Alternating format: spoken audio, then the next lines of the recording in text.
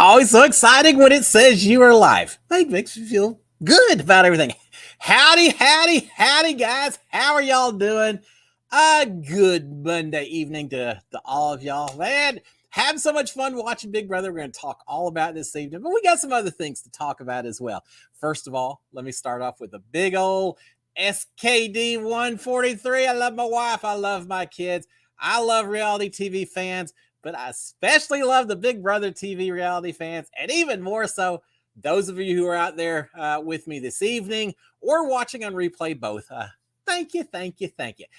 I've got a special thanks to throw out this evening. For those of you who may not be aware of it, today I'm making my official announcement on Cliff Notes Live. Today I went over 10,000 subscribers. Woo-hoo! I never came out here to try, Instagram people, always trying to grow their followers up. I've never tried to do that. It isn't about money. It isn't about followers or anything else. I just have fun talking about Big Brother. And after I was on the show, suddenly I had a little insights that made it a little easier to come out here and talk. So I haven't done a lot to try to grow those subscribers, but it just has happened with my morning recaps and everything else. So it's because of y'all. And I just want to say thank you. I appreciate it so much. It's it humbles me. I'm honored that y'all come out here and spend the evening with me. Thank you. It means a lot. It truly does. Now, having said that, 10,000 subscribers is good. If I had 10,001, even better. So if you haven't already subscribed, if you haven't turned on your notifications, if you haven't gone out there and hit that little thumbs up, I appreciate it. I truly do. The more people that come in and join the Cliff Notes family, I don't know. I just feel like we stay positive in here, and I like seeing that because there's a lot of negativity when it comes to Big Brother, right? I mean, I know y'all are aware of it as well. So thank you for the 10,000 subscriptions. I appreciate it so much. I truly do. A couple other shout outs real quick. I want to go in and see. I'll go and see who all's out here. But before I even do that, I just want to give a special thanks to Cindy Heyer. Cindy won the Zoom call auction with me, benefiting 100%. The proceeds went to Give Kids a World Village, such an amazing charity. So Cindy and I talked earlier in the week. I guess it's last week now, wasn't it, Cindy? But we talked. We probably talked an hour and a half or so. We talked a long time. It was so much fun. I learned a lot more about Cindy than I hadn't known beforehand, including that she's put in some time as a stand-up comic. And so, yeah, I had a blast. I absolutely enjoyed it. That's the part I really like about Cliff Notes Live is that it's not just me giving my recap, which I have fun doing, but I get to hear some questions from y'all as well. So that's my favorite part. And getting to spend an hour and a half with Cindy, so much fun. I loved it. We're going to have to do it again sometime. All right. With all that being said, yeah, we're going to talk about Big Brother. There's a lot to talk about Big Brother. But before we do, just want to give a real quick howdy to Jeannie Ann, first one out here, Mark Taylor as well. We'll talk about some of the questions that y'all are throwing out here real quick. Patty, Brian Hostetler, Amy K, Paula Scar, Ed Brewer, Andy W, Kathy Hansen, Cindy out here. Thank you, Cindy. Jake, the horror movie geek, Angie Hung, Chaz, Ed, I may mention you before, but it's all right. I'll mention you again. Clark Kent, Bentley the Gamer, Keith Franken, Jeff C, Aura, Easton Stanley, Bing Bong, Michelle Moore, Dudley Lucky, Shannon Warren, Val G5, Nada Ad. Some of these are a little hard to pronounce. Sorry if I mispronounce them. Jocko the Drew, Kiki, Holly A. Let's see, Patty C, and Zimbalicious, Deborah Dunmire, Star, Linda Reynolds. Wow, there's a lot. I'm so appreciative of you guys. Barbara McGee, let's see. Live Inside the Vault, I Live Inside the Vault, Lori Madsen, Hayden, Deb McKernan. All right, we're going to stop it right there. I appreciate all y'all guys. I truly do so much. Thank you, and welcome aboard. And for those of you who are watching on replay, welcome to y'all as well. All right, let's talk about Big Brother because there's a lot to talk about, right? I hope y'all are enjoying the season. It's definitely gotten exciting, interesting, controversial a little bit as well. Everything that we look for in Big Brother's kind of been happening this week, or not this week, this month. We're 1 month into it. So a few questions as we go in. Mark Taylor, do you think Joseph has any chance to be Final 3? Yeah, I think he's got a dang good chance at Final 3. In fact, I easily could see. Here's the thing, and I know someone else asked a question. I forgot. Cliff, why did you change your name? Well, I hope I didn't change my name. It's still Cliff as far as I know. Now, yeah, I lost my train of thought. Oh, Joseph and final three. Yeah, here's kind of my pick. Someone else had said maybe what would be my final two as well. Here's who I'm kind of hoping for, both from a cheering them on, but also from a strategy standpoint and everything else.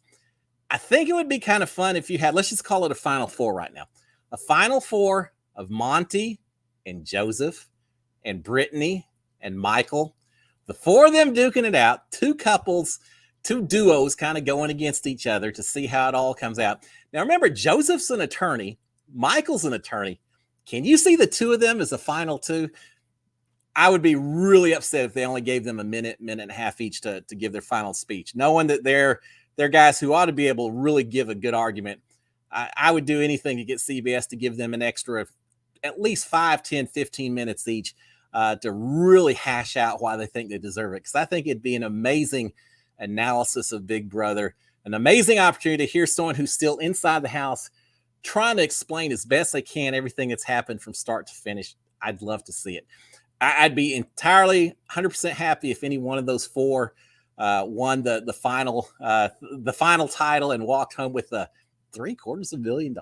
That changes some lives, doesn't it?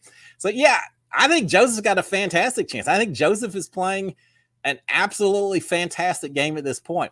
He's leading the way in a lot of things, but even this week, we've heard talk about people wanting to backdoor Monty. Well, it wouldn't be a backdoor because he was already in the block, but people wanting to get Monty out this week.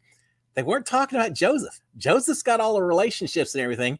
In Monty, he's got a little bit of a meat shield, right? I mean, if people are going to go after someone, they may go after Monty first and leave Joseph alone. I think he's in a fantastic position. I love the game that he's been playing so far.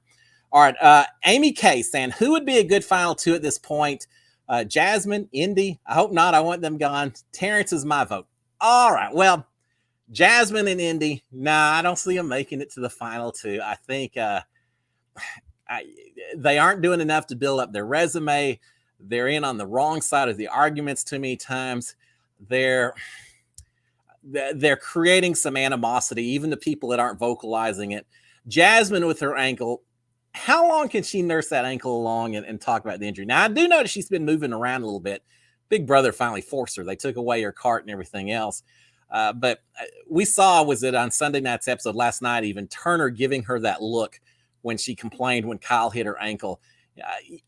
Turner represents all of us who are watching the show. You can just see in his eyes, right? When she started complaining about her ankle hurt and Turner just kind of looked up at the camera and was like, I knew exactly what he was thinking. We all think the same thing. So, and Indy's said several times, she's just there for a good time. In fact, she said night before last or so, she said, I signed up for a reality show. Instead, I feel like y'all just put me in a telenovela. This is horrible. This isn't what I signed up for. I think Indy's going to have a lot more fun if she makes it to jury and just gets to go hang out at the jury house for the next 6, 7, 8 weeks. That's kind of what she's destined to do, I think, right? So now I don't think either one of those is making it to a final two. Now, your pick of Terrence, from one old guy cheered for another old guy, I'd like to see it, but I don't think there's a chance it's happening. Not a chance in the world. Terrence, I didn't feel like he was really trying to play the game at all. He was having a hard time fitting in. He was just kind of floating for a little bit, which during the first part of the game, that's maybe not the end of the world. I mean, he survived, which is the older guy's important. Survive that first week or two. But I really thought that once Terrence got in with Monty and Joseph in that new trio of besties, I really thought that Terrence was going to really milk that opportunity and try to work with those guys, hang out with those guys as much as possible. Say, guys, I'm a loyal vote. I'll surprise you. I'll win a few of the competitions that aren't pure athletic kind of stuff. And I'm going to be a vote for you. I got you. You got me. And he was going to kind of go to the end with those guys. Instead, Terrence, for whatever reason, it's kind of abandoned ship. And he's jumped over to the other side. He's tight with Jasmine. He's really, it seems like for the past 48 hours or so, he's been one of the biggest people leading this charge to try to get Monty out the door. Well, that didn't work. Well, let me say this before going further. If you're watching this, there are spoilers involved. I've already talked a little bit about it. I'm getting ready to talk about a whole lot more. If you only want to know what happened up to last night's episode, come back and watch it in a few days. Watch the replay, and it's out there because I'm getting ready to do some spoilers. We already know that Monty's not going home this week because the veto was used today. Yeah, there was a little bit of talk back and forth, but Daniel used the veto. Kyle and Daniel are on the block. Did I say Daniel? Michael used the veto. Kyle and Daniel are on the block. That puts Terrence in a dangerous position, right? I mean, Terrence and Jasmine seems like the two that have really been pushing to get Monty out the door this week.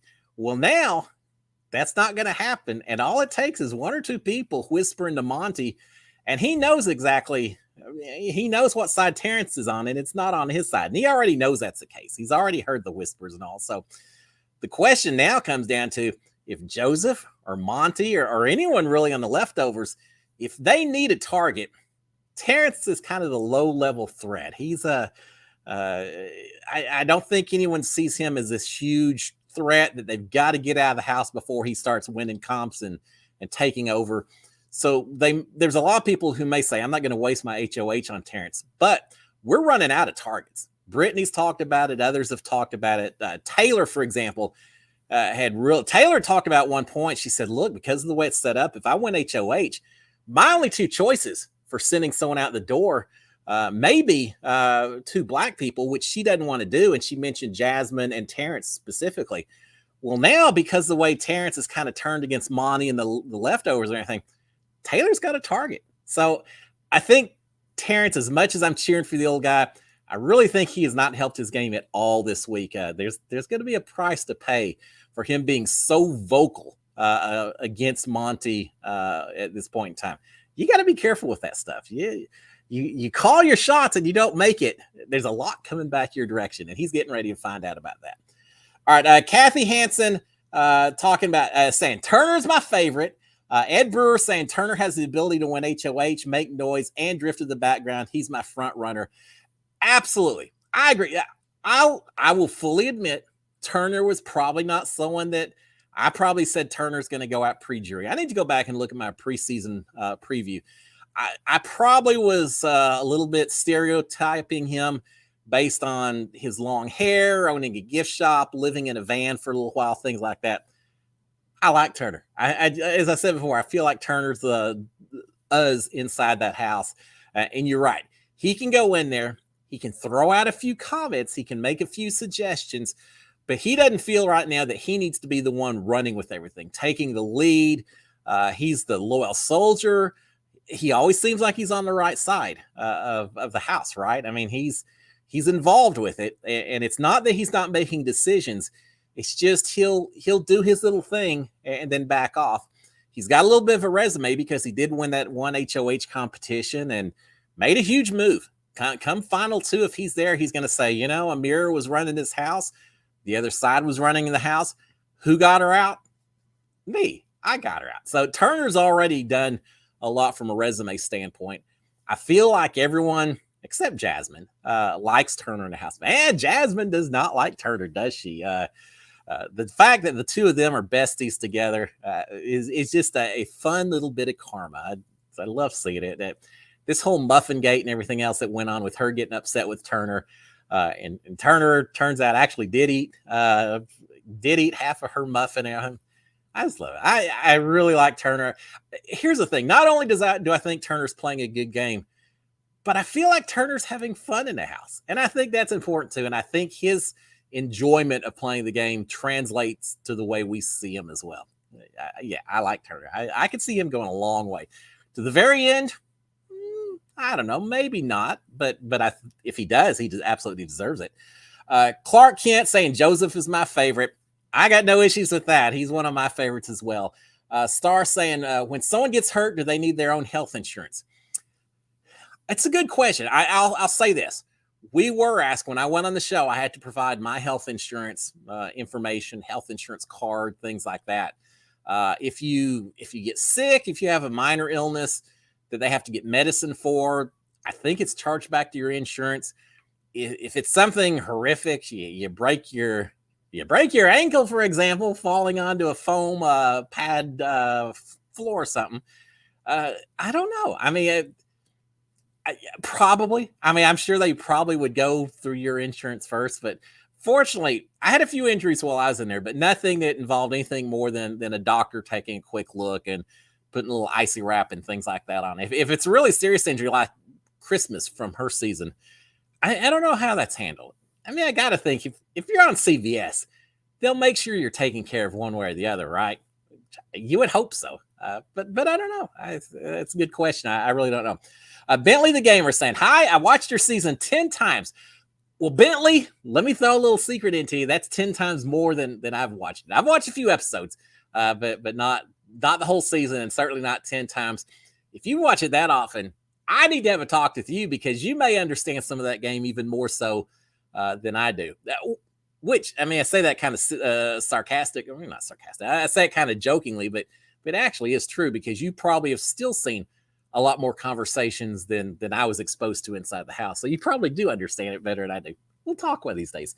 All right, Janet Johnson. Hey, Janet. Saying, is the backyard covered with something above so they can't see any planes with banners? No. And it's interesting. If you watch, I don't know, sometime last night, if you go look at my YouTube morning recap this morning, I've got as a background a shot that was taken from that upstairs patio area.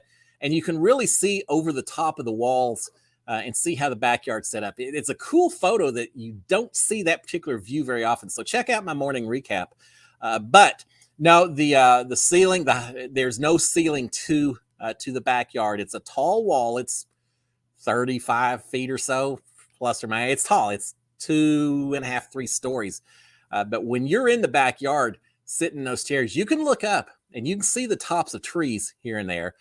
You see planes flying over there all the time. It's very close to Burbank Airport, so Southwest Airlines flies out of there. I spent so much time saying, oh my gosh, I've been stuck in this backyard or in this house for 2.5 months, and here's these people just free to travel to Orlando, Vegas, New York, Houston, wherever they want to go, and I'm stuck down here. I used to spend a lot of time daydreaming about the people up there looking down and where they were going and all that. So now you see all the planes and everything. Now, occasionally there are some kind of clotheslines or something across the top of the roof. Occasionally, if they do a competition and the sun's particularly bad, I don't know if it affects camera shots or what, or they just feel sorry for us in that 140 degree backyard artificial turf environment.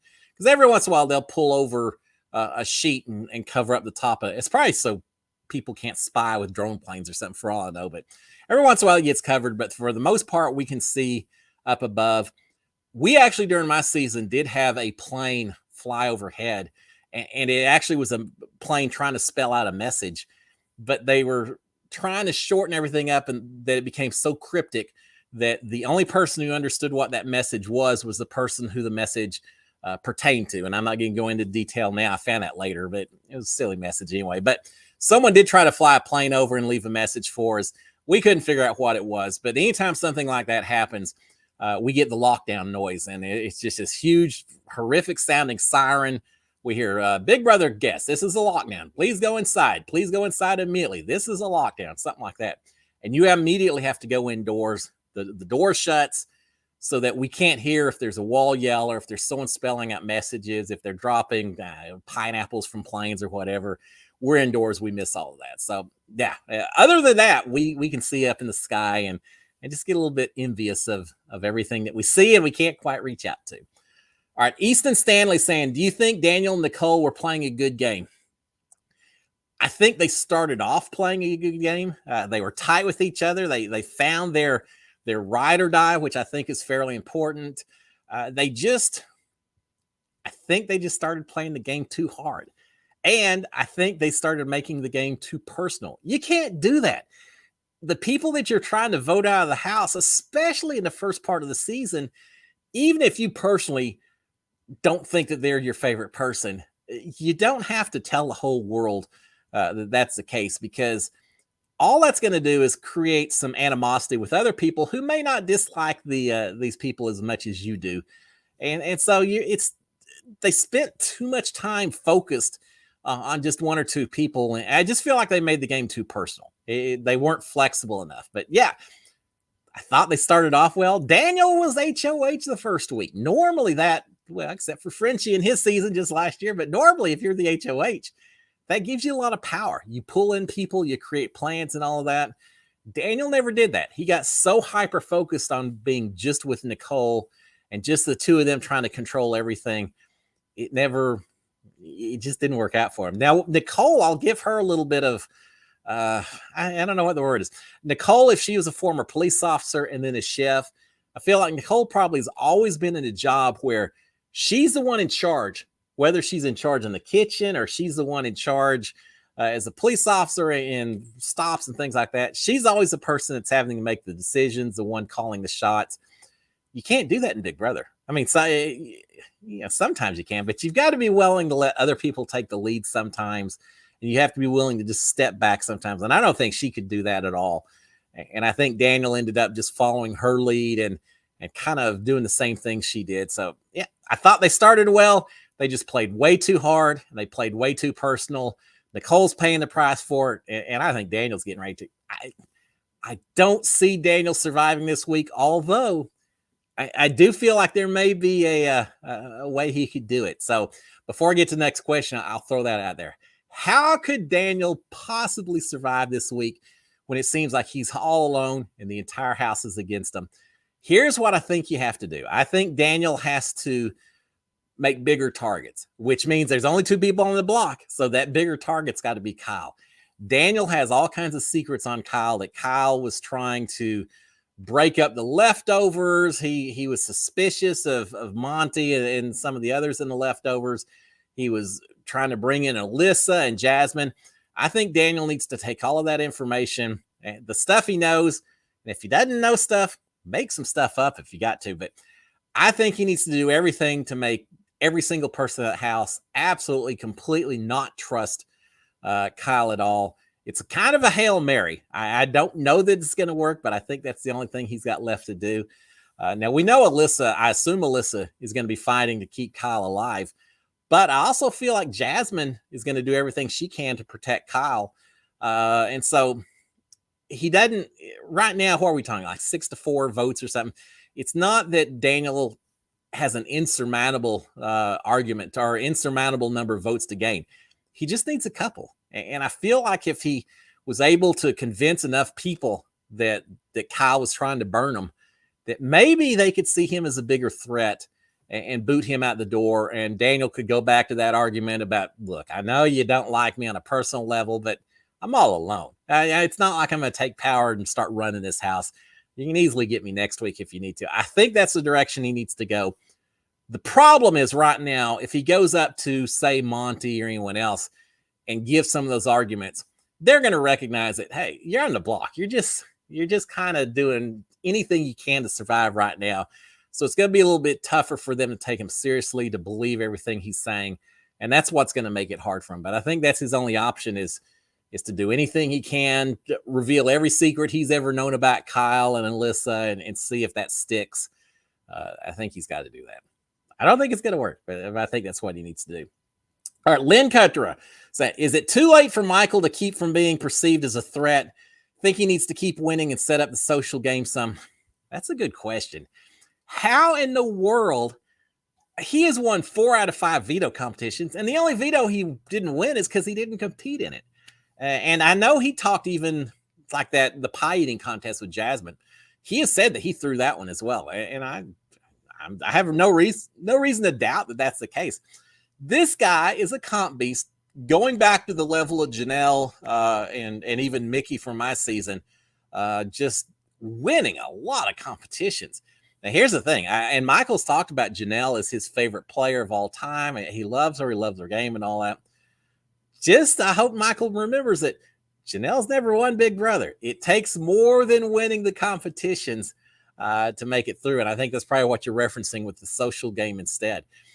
Yeah, I almost do think it's too late. No matter what happens from this point on, people are going to say, well, Michael, he's shown that he can win competitions. And he hadn't won the last 2 or 3, but people are going to think that he may be throwing it a little bit.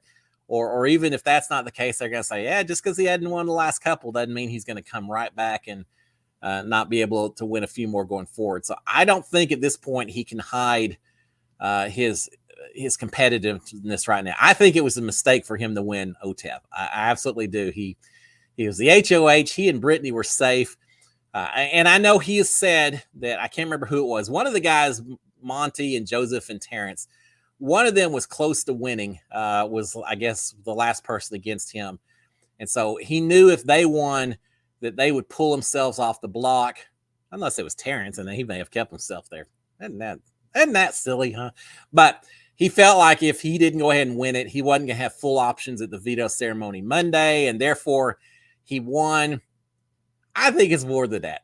I think it's the fact that Michael got out in the backyard and he saw that it was the Otev competition. And as a super fan, I'm sure he just immediately did one of these things and couldn't envision not trying to win Otev since it's out there.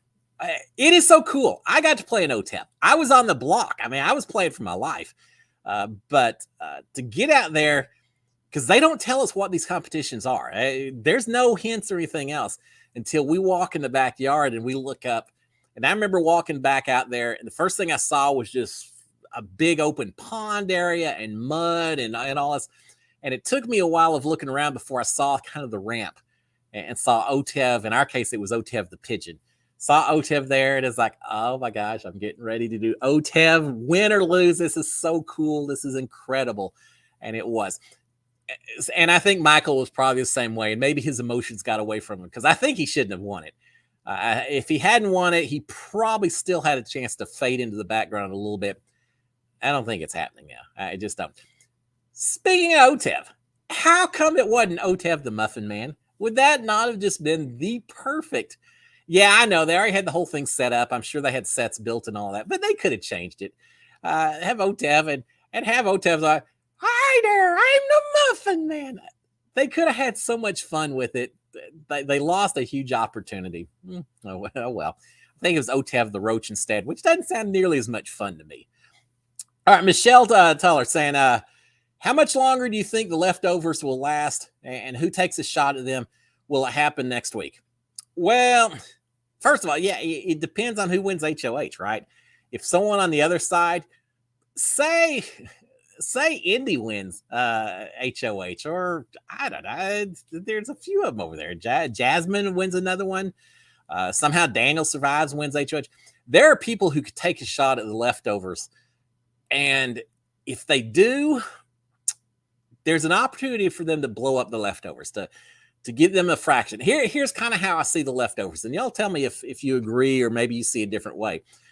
I almost feel like there's officially, I guess, within the leftovers, 7 people. There's a group of 4, and that's the Pound, which is Joseph and Monty and Turner and Kyle. And then you've got the 3, which is Taylor and Brittany and Michael. But I almost look at more as Taylor, Brittany, and Michael on one side, Monty and Joseph and Turner on the other side. And Kyle is somewhere right there in the middle. I think he's supporting the guys more so than, I don't know. I think he's decently tight with Michael as well. So I feel like within the alliance, Kyle is almost that somewhere in between that could determine who has the power, who doesn't. And so a lot of it depends on who wins HOH. How interesting would it be if Kyle won this next HOH? What does he do? Does he target? Maybe he targets Terrence because that's not going to offend anyone. I mean, he's not going to target Alyssa, right? That'd be a quick way to end the Showmance. If not through eviction, just through having someone that's really upset with you for the rest of your time in the house. So I don't know. Yeah, as far as how long it lasts, I think leftovers last this week, and that's it. I mean, I really do. I think Michael chose not to go after Monty this week, but he's also told people that, hey, just because I didn't go after Monty this week doesn't mean that I'm not ready to see him head out the door. I think depending on who wins HOH, you may have one more week of the leftovers. If say Monty or Joseph wins, I think they go outside the leftovers. They keep them solid for another week. But after that, you got fewer and fewer targets on the other side. And I think people eventually, I think you've got those 2 different groups within the leftovers. You've got the 3 the three girls, Jasmine and Alyssa and Indy, that represent another group of three. And then you kind of have Terrence out there as a little bit of a floater at that point in time.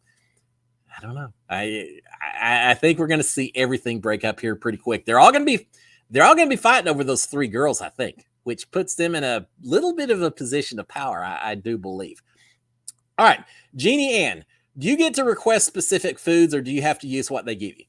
You have to use what they give you, and they give you a lot. Now, can you request? You can request special foods, especially as an HOH. You can run in there and say, hey, I just want HOH. Just in case y'all haven't bought everything, could I get canned chili? That's one of the things I got. So if you're HOH, but before the season even starts, you fill out a list of some of your favorite foods, fruits, desserts, things like that. So they already kind of have a feel for what they're going to get if you win HOH. While you're in the house, I can't go in there and say, hey, yeah, I know y'all are bringing Dr. Peppers, but I really love the cherry Dr. Pepper. Could y'all bring some of that in? They won't always say no, but for the most part, they'll say no. I know during my season, towards the very end, Holly went to him and said, look, I'd love to cook some Thai food. Could we get some coconut milk just so I can kind of fix some fancy foods? At that point, Big Brother gave her some and let her cook Thai foods, but it's because there were only 4 of us in there. The feeds were incredibly boring. I'm sure they were just looking for anything that was a little bit interesting. So they gave us some extra foods. Here's the other thing too. It's not only requesting specific different foods. You're not supposed to request additional foods necessarily either. During my season, it seems like there were 1 or 2 people in my house who were very food focused and ate a lot of food as well. And I know there were times where cookie dough would disappear or all the eggs would suddenly get eaten overnight, it seems like at times. And we're just stuck. They'd say, well, sorry, guys, next Thursday we'll restock the storage room. Until then, maybe don't eat quite so much on Friday night or whatever. But there were other things like milk, because I love me some milk. And because that's such a huge container, I'd go and say, hey, Big Brother, we're a little low on milk. And just in case you got someone going by the grocery store, I'd love to get another gallon. And I think it's because it's a large container. Maybe they just like me. I don't know. But usually milk would show up magically in the refrigerator when we ran out. But most foods, yeah, you take whatever they give you and you thank them that you aren't starving like one of those people on Survivor or Naked and Afraid, and you eat what they give you and you're happy for it. All right, what else do we have on here? Let's see. Billy saying, Kyle is ruining his chances making his showmances priority. The house sees it. I agree. They see it. They realize that his top loyalty isn't where it used to be. And even if no matter how much Kyle says, look, I'm still with you guys, and yeah, listen, we don't talk game. I don't do anything. He can say that as much as he wants, but are you going to believe it when you see him cuddling up all night long, when you see him in the have-not room all by their lonesomes? No, it's tough. A little secret during my season, Nick came into me at one point and said, man, Cliff, there's some ladies in this house, and I don't think I'm going to be able to make it through the season without maybe getting involved, because it's just there's too many incredible people in here, incredible ladies. And he said, I don't know what to do, Cliff. That's how I said, man, Nick, you just got to remember what you're in here for. You're in here to play the game. You start getting distracted by other things, it's going to cost you. Yeah, I know, but I just don't know if I can resist. Well, he couldn't resist. Kyle can't resist either. And I think he's gonna pay the price. As much as I enjoyed watching Kyle in the early part of the game, he's just too. I'm not sure this is the head that he's thinking with right now. Y'all know what I mean, right? I don't know. And here's the funny thing. I think Kyle is just head over heels for Alyssa.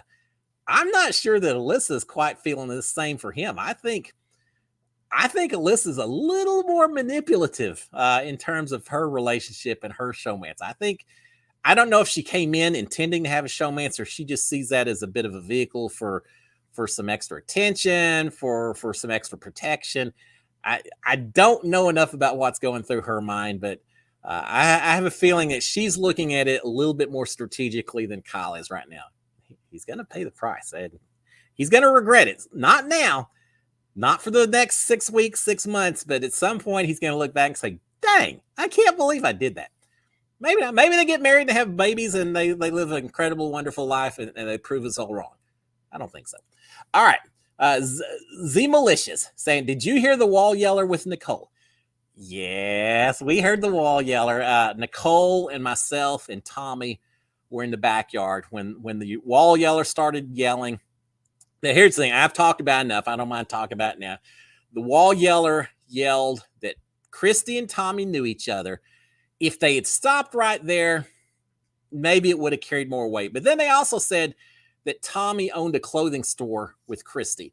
And there was just something about that statement. I said, there's no way. Tommy has never shown enough interest in, not that he's not a great dresser or anything, but I just didn't believe that he owned a store with Christy. It didn't make sense. And so because of that, I kind of didn't 100% believe it.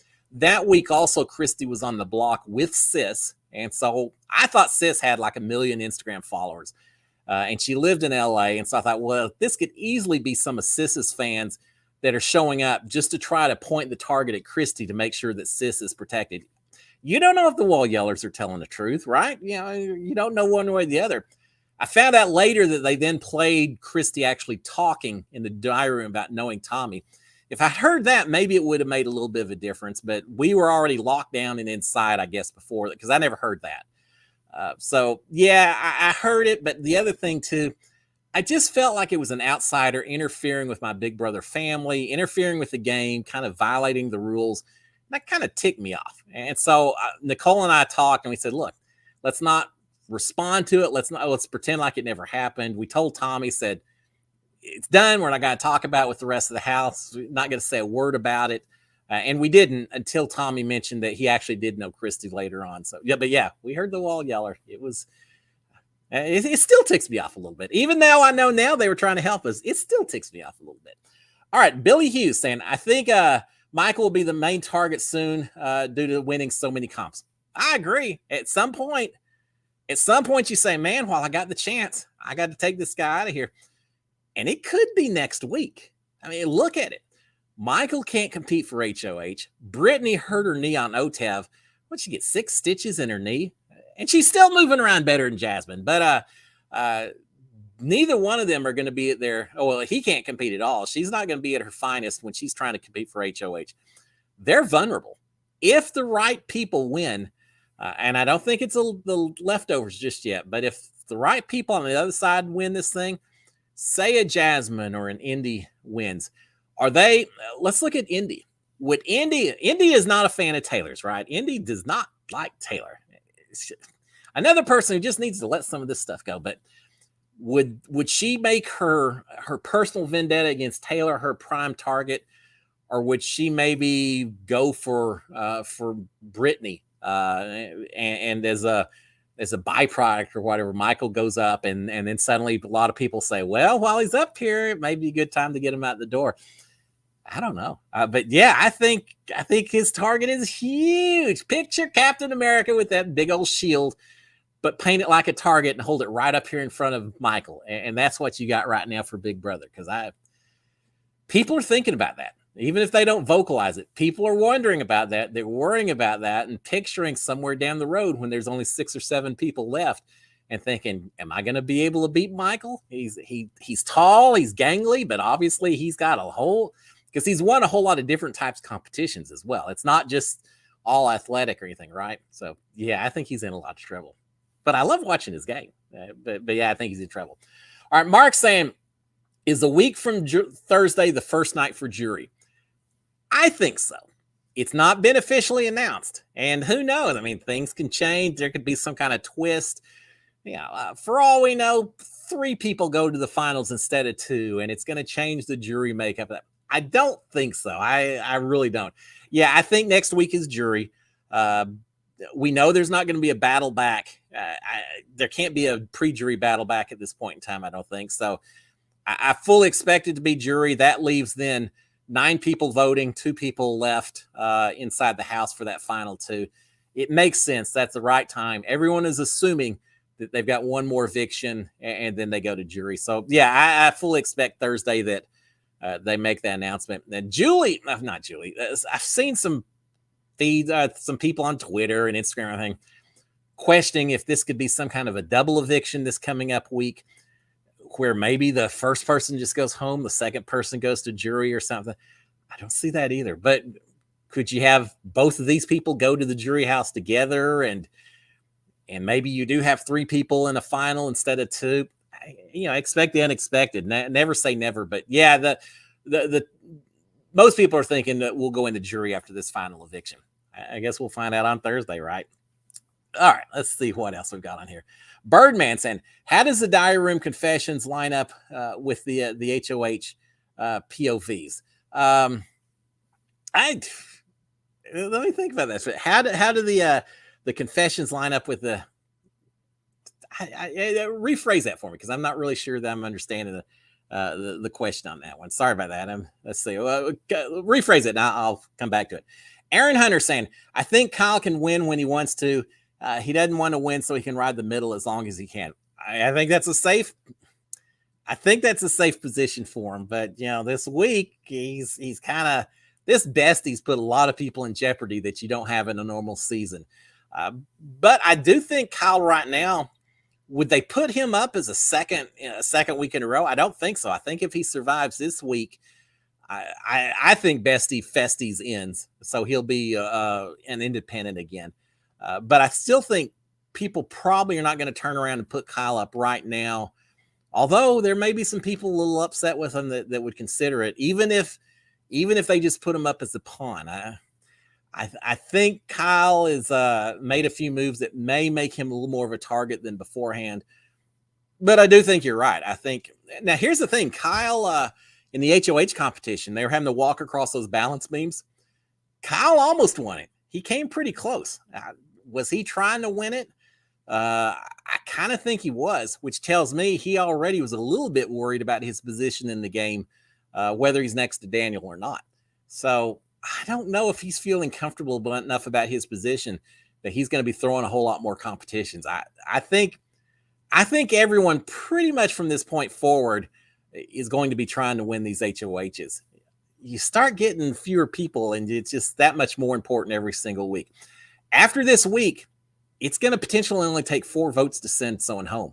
You could have 4 and 4, and the HOH votes the tiebreaker. So it doesn't take many people to pitch you to the curb. So you can't be too comfortable about your position, no matter who is playing the game, right? HOH. Now, if Brittany wins HOH, I think Michael would probably feel pretty safe, and there's a few others, but I think Kyle's going to gun for it at this point in time. All right, Ed Brewer's saying they should get Brittany next if they're smart. There's certainly people who would do that, such as Jasmine and 1 or 2 others. Brittany, I thought Brittany was in trouble because Brittany was scurrying around, talking probably to way too many people, giving out way too much information. But I feel like she's doing a better job now. She's kind of found a landing place. She's got a strong partner next to her in Michael, which I think helps keep her calm. She's got someone to kind of spill stuff to and just get all that word garbage out and everything. And I think that's helped her. She's getting tighter and tighter with Taylor. So I feel like Brittany is starting to feel like she has a place in this game. So she's not having to scramble as much. She's a little more proactive rather than reactive. Now, having said all that, I still think she's way too quick to jump in and try to do a little too much manipulating and try to control things a little more than sometimes she needs to. But yeah, I think I can see a Brittany Michael group on the block, whether they're still besties or not, and someone saying, if we lose either one of them, I'm okay with it. I can see that happening. All right, Holly A saying, after Monty catches wind of Jasmine and Terrence's wanting to vote him out, they'll get evicted next. Yeah, I think so. I think they're easy targets. I think Monty could easily say, because they're not part of the leftover alliance, so he can get them out. He's got a perfect excuse for doing it, saying, y'all were throwing me under the bus. Yeah, y'all made it clear you didn't want me here, so no one's going to fault him for putting the 2 of them up. He's not getting a lot of blood on his hands because he's leaving the leftover alliance alone. Yeah, I easily see him going after those 2 both of them or just one or the other, depending on what's going on with bestie festies and all that. They overextended themselves. They played too hard. They put their necks. Terrence just walked up to the guillotine and put his head in there and said, yeah, I think you're going to pull a blade of that other guy, so I'm not too worried. You can't do that. Terrence made the mistake of assuming that because he was saved last week, that therefore everyone likes him, and he's the ringleader and all that. Nah, he just wasn't the biggest target last week. He's not the biggest target this week, but he may be the easy target. And sometimes being easy is just as dangerous as being the biggest, right? Yeah, he's in trouble. And Jasmine the same way too. And then you look at Turner sitting up in the HOH room saying, hey, forget Daniel and Kyle. But man, put me and Jasmine on the block. I'll do it in a heartbeat just to get rid of Jasmine. And I don't think Turner's alone. And now we saw last night, I don't know how many of y'all saw it, but overnight, Cidergate. It was the goofiest thing. Apparently, Michael had told Alyssa that she could have his cider. Somehow that got screwed around, and Indy thought someone had taken his cider without his permission. Next thing you know, she's accusing Jasmine and Alyssa of disrespecting other people's property and foods. So now Jasmine's kind of got Alyssa and Indy a little upset. Indy's got Jasmine and Alyssa a little bit upset with her, and vice versa. So Jasmine's not doing anything to help her case either. All right, Chaz saying, would you try the Challenge USA if you got the call? Well, yeah, I'd try anything. Put me on Top Chef. I'll try it. Now, I may give someone food poisoning. I may be responsible for sending Gordon Ramsay to the hospital or something. But, yeah, I'll try. I'll try anything that someone is willing to dare me to give a shot to. And I do the challenge. There's some comps that solving a puzzle, rappelling down the side of the building while putting mathematic puzzles together. Yeah, I'm going to dominate. Just give me math puzzles. I've seen the contestants on the challenge, and I've seen what grade level amount of mathematical skills they have. I'll do fine on those. Put me in a hall brawl against Fessy where I got to actually try to plow my way through them. It's a lot of mass hitting each other. So there's some competitions that would be a lot of fun and a lot of danger to do. But hey, I've never been one to shy away from someone who dares me to try something. So yeah, I'd do the challenge. Call me MTV. Let's talk. I'll surprise some folks out there. Yeah, so gotta get past my wife first, but that's surprise some people. All right, Brahma Bull fan said, I think this week is an excellent opportunity to break up the showmance and get a huge gamer out. Daniel's basically alone anyway. That's been Daniel's argument of why are you wasting your time with me? I got no one. I've got no social credit left in the game. I got no one to depend on alliances. I've never really done that much to show that I'm a huge competitor in terms of competitions and stuff. So that's got to be his argument. And I think there are people who would easily buy that argument and easily would be happy to send Kyle out the door. They're just, I'm not going to say cowards because it's not about cowardice. It's just that they're so worried at this point in the game that if they make a shot like that and they take out a bigger target, but it also involves being the person who pulls the trigger first, who takes the first shot to break up some relationships and everything, they don't want to be the first one to do it. It easily could be a situation where if enough people whisper back and forth that you could kind of just organically suddenly have a bunch of people say, why don't we do it? Kind of the way the Leftovers formed a couple of weeks ago. You could see something like that. Next thing you know, Kyle's looking around saying, what are you talking about, Julie? I got to talk to Julie. That's not the way it's supposed to go. Yeah, I see that happening. I absolutely do. But I don't know. And those showmances are so dangerous. I mean, yeah, I had to deal with the showmances, but for better or worse. And I think a lot of people will be more than willing to do that. You just don't feel like you can trust people. Is it Jasmine and Indy on one side that may not trust Alyssa and who she's giving information to? Yeah. Is it Monty and Joseph on the other side, a little bit worried that Kyle's no longer focused on the Leftovers? Yeah. They got targets that are going to be coming at them or people coming after them from all different directions. And it may just be the two of them before you know it. I'm really curious to see what happens once this twist Bestie Festies ends. And suddenly now there's a little more flexibility in what two people do you put on the block. Does someone say, hey, let's break up the showmance, put them up there together. Let them campaign against each other and see how that works out in terms of relationships and showmances. At this point, I almost feel like Kyle may be happy to just go over to that jury house and hang out with Alyssa and spend the next 5 or 6 weeks hanging out where the cameras aren't there to be watched and everything. I hope not, but we'll see. All right. Barbarella Haymaker saying, any wall yellers this season? Not that I'm aware of. I have not heard. I think we would have heard otherwise. I think CBS does a lot better job about monitoring that kind of stuff. I think. That doesn't mean it's not going to happen. I hope it didn't happen. But as far as I know, no wallers yet. Billy Hughes saying, no battle backs due to protocols. Yeah, I think that's the case. I don't think we'll ever get another pre-jury battle back. I may be the last one because I think at this point in time, probably people have decided that do we really want to have these people when they're booted, still have to keep them in sequester and pay for them to be off somewhere and give them food and try to keep them from getting the information and listening to them griping that they're isolated for the next 3 weeks or whatever. For all those reasons, I don't know that we'll ever get a pre-jury battle back again. I think we'll still have battle backs, but it's so much easier to do it after the jury phase starts because then those people, they're getting sequestered anyway, right? Whether they're in the jury house or they're isolated alone somewhere else, it doesn't really matter that much. So I could see a battle back, but I see it happening after we get to the jury phase.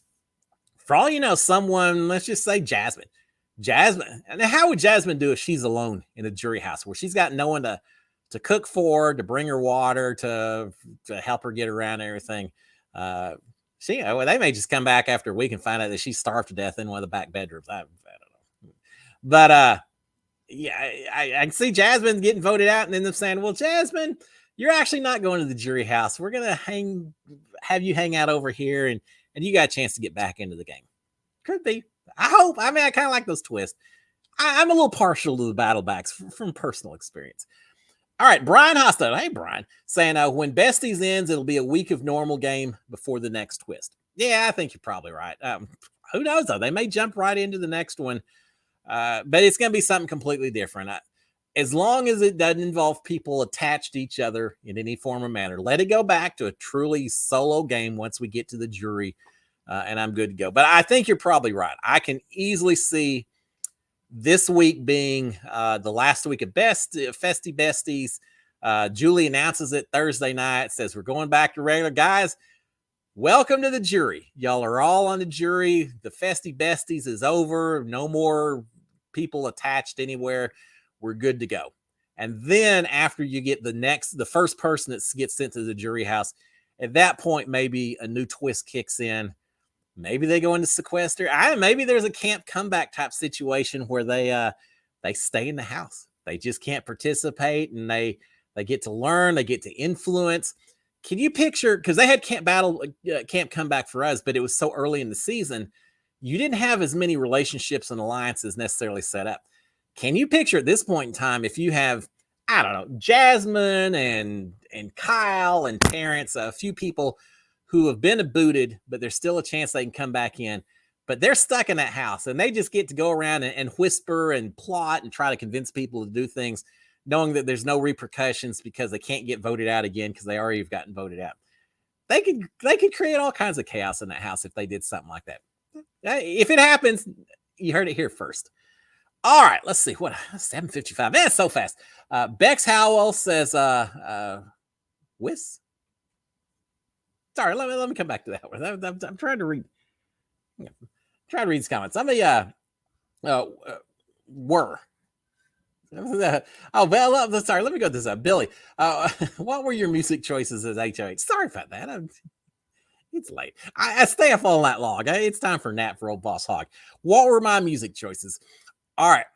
The way it works is you fill out a list before you go in a house. Fruits, foods, things like that. You also fill out your favorite songs, albums, things like that. My first album for my first HOH was George Strait, country singer. King George had King Country Music.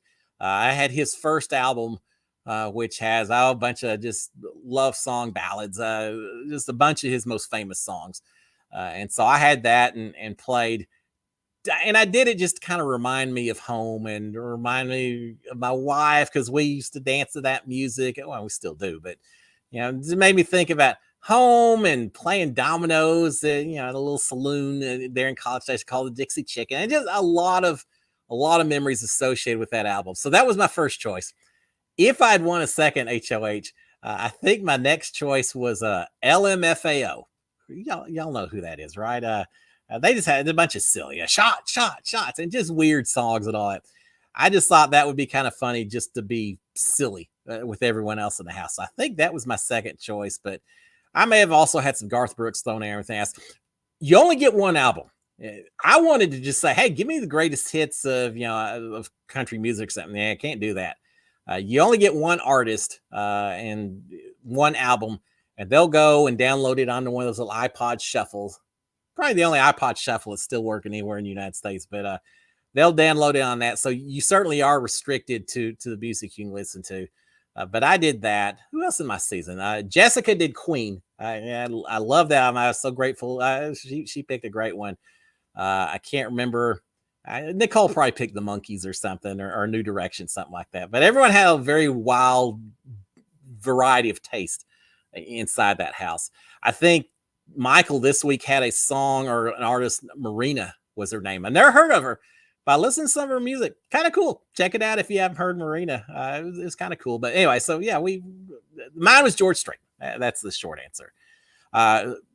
You can choose greatest hits albums though, right? I think so. As long as there aren't too many songs within that greatest hits. You can't pick the Garth Brooks collection that has all 200 of his top hits or something.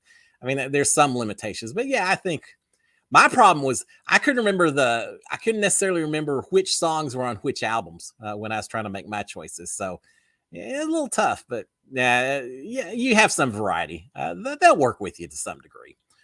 All right, what else do we have on here? Got let's see. Dudley was saying, can you do your Johnny Manziel for us? Yeah, and it is Johnny Manziel. I did it every time I won a competition inside the house. The Superman move, and then getting that cash, right? Superman and cash. I had people reach out to me and said, why are you always playing with your nipples? No, I'm not doing that. I'm pulling the shirt open like Superman. So Superman and cash.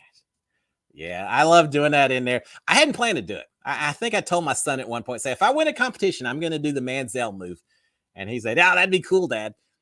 But then when I finally got the opportunity to do it, yeah, it was really cool. I'm glad I had kind of a signature move, even though some people still make fun of it. That's all right. I had fun doing it. All right, what else we have in the last couple of minutes before we shut it down? 7:15. Oh, okay, 7:59. So we'll go ahead and start shutting it down because, man, y'all know me. I mean, I could go hours and hours, and I don't know. Maybe we'll do some more of these things here after a while. But for now, we're going to go ahead and shut it down. I'm having so much fun watching Big Brother. For those of you who aren't aware, and I know I talk about it, but just in case you aren't, in addition to the Monday night Cliff Notes Live, I'm still doing the recaps every morning. I'm still surviving, even though these house guests stay up till 6 o'clock in the morning and such.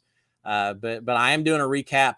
Right now, it's about 20-25 minutes because there's so many people in the house, so many conversations. Eventually, it'll get trimmed down to about 15 minutes or so. But if you only watch Cliff Notes Live, go out, check out my playlist. You'll see all the way from night 33 back to night number 1. I've recapped every night so far. I'll continue to do that. So you don't have to stay up all night to figure out what's going on, because that's what I'm hearing. That's what I'm doing. And I have fun doing it. So check that out. As I mentioned the very first, if you haven't already gone out there and subscribed, please do so. Turn on notifications so you know as soon as I drop one of those morning recaps, and you can hit the thumbs up as well, because that's always appreciated. Guys, thank you. I love all y'all. 10,000 subscribers. How blessed am I to have friends such as y'all? Thank you. I appreciate it. It truly means so much to me. The part of Big Brother that I never really thought about while I was inside the house. So thank you so much. Guys, y'all have a fantastic Monday. Have a fantastic rest of the week. Man, by next week, who knows what's going to be happening inside the Big Brother house, but we're going to talk all about it then. So get your questions ready. You don't have to wait till then. Send me a DM if you want to ask me questions. I am happy to answer them that way as well. Y'all have a great one, guys. SKD143. Love my wife, love my kids. Love all of y'all out there. Y'all have a fantastic week, and I will talk to y'all again next Monday. Cheers, my friends. Bye.